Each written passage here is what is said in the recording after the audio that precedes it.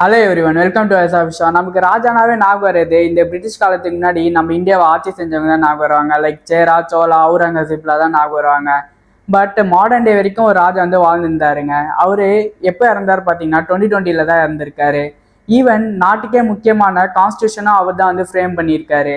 அப்படிப்பட்ட ராஜா பத்தி உங்களுக்கு தெரிஞ்சிருந்தா லைக் பண்ணுங்க, தெரியலனா வீடியோ சப்ஸ்கிரைப் பண்ணிட்டு பாருங்க.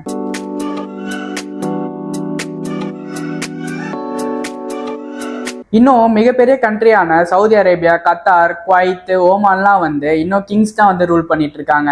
அந்த கவர்மெண்ட்டுக்கு கான்ஸ்டியூஷனே கிங்ஸ் தான் வந்து ஃப்ரேம் பண்ணிட்டு ரூலும் பண்ணிட்டு இருக்காங்க. ஈவன் அந்த கண்ட்ரிக்கு பிரைம் மினிஸ்டரும் இல்லை, பிரசிடென்ட்டும் கூட இல்லைங்க.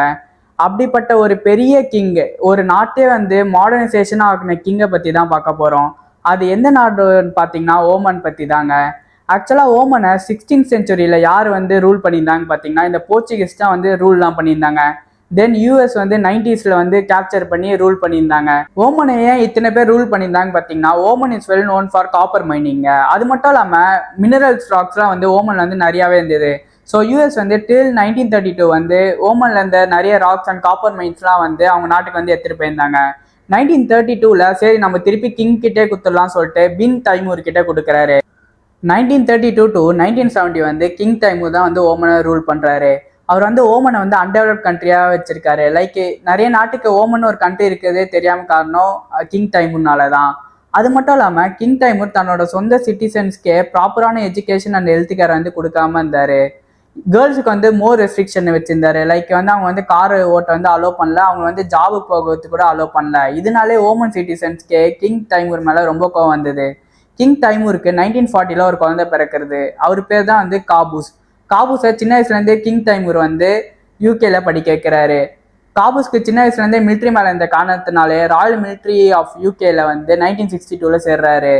8 இயர்ஸ் வந்து பிரிட்டிஷ் ஆர்மி கீழே ஜெர்மனியில் வந்து ஒர்க் பண்ணியிருக்காரு. அப்போது கிங் காபூஸ்க்கு வந்து யோசனை வருது, இந்த யூகே ஜெர்மனிலாம் இவ்வளோ டெவலப் ஆயிருக்கு, நம்ம நாடு ஏன் டெவலப் ஆகலன்னு சொல்லிட்டு. அதனால 8 இயர்ஸ் வந்து அங்கே சர்வீஸ் பண்ணிட்டு நான் வந்து 1970 வந்து நான் திருப்பி ஓமனுக்கே வரேன்னு சொல்லிட்டு கிங் தைமூர் கிட்ட சொல்லியிருக்காரு. சரி தன்னோட மகன் வந்துட்டாருன்னு சொல்லிட்டு கிங் தைமூர் என்ன பண்றாருன்னு பார்த்தீங்கன்னா காபூஸ்க்கு வந்து பவர் கொடுக்குறாரு. காபூஸ்க்கு பவர் கொடுத்தோன்னே காபூஸ் என்ன பண்றாருன்னு பார்த்தீங்கன்னா முதல் விஷயமா தைமூரை தான் வந்து அரெஸ்ட் பண்றாரு. தன்னோட சொந்த அப்பாவே அரெஸ்ட் பண்றாருங்க. இதனாலேயே நிறைய ஓமானி சிட்டிசனுக்கு வந்து காபூஸ் வந்து பிடிச்சி போச்சு. சரி இனிமேல் தான் வந்து நம்மளோட நாட்டுக்கு வந்து விடிவு காலம் வந்திருக்குன்னு சொல்லிட்டு காபூஸ் எந்த அளவுக்கு ஆட்சி பண்றாருன்னா அவரோட ஆட்சியை தான் ரெசனன்ஸ்ன்னு சொல்றாங்க. ரெசனன்ஸ்னா ஒன்றும் இல்லை, மாடர்ன் அண்ட் ப்ராஸ்பரஸ் ஓமனை வந்து அவர் தான் மாத்தினாருன்னு சொல்றாங்க. ஏன் ஈவன் ஓமனை வந்து சுவிட்சர்லாண்ட் ஆஃப் அரப் கண்ட்ரிஸ்னு சொல்ல வச்சாரு. ஏன்னா அவ்வளோ இன்ஃப்ராஸ்ட்ரக்சர் வந்து டெவலப்பும் பண்ணாரு. கிங் காபூஸ் ரூல் பண்ணியிருந்த டைம்ல தான் ஈரானுக்கும் யூஎஸ்க்கும் இந்த நியூக்ளியர் வார் தான் நடந்திருந்தது. அந்த டைம்ல ஈரான் கிட்ட கிங் காபூஸ் தான் பேசி சமாதானமா முடிச்சு வச்சாரு. கிங் காபூஸ் தன்னோட மக்களுக்கு வந்து நிறைய நல்லது பண்ணாரு. லைக் நிறைய சிட்டிசன்ஸ்க்கு free education and health care கொடுக்க வச்சாரு. இன்ஃப்ராஸ்ட்ரக்சரும் டெவலப் பண்ணாரு. நிறைய கண்ட்ரியை வந்து தன்னோட நாட்டில் வந்து இன்வெஸ்ட் பண்ணுங்கன்னு சொன்னாரு.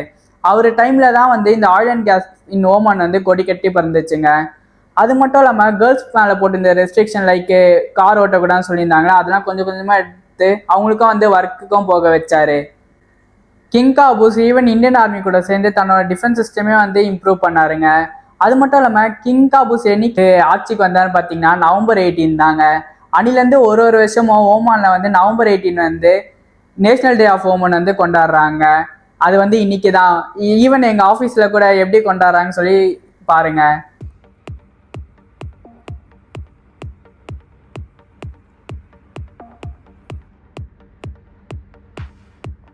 அது மட்டும் இல்லாமல் இந்த வீடியோ பிடிச்சிருந்தா லைக் பண்ணுங்க, மறக்காம ஷேர் பண்ணுங்க, சப்ஸ்கிரைப் பண்ண மறந்துடாதீங்க.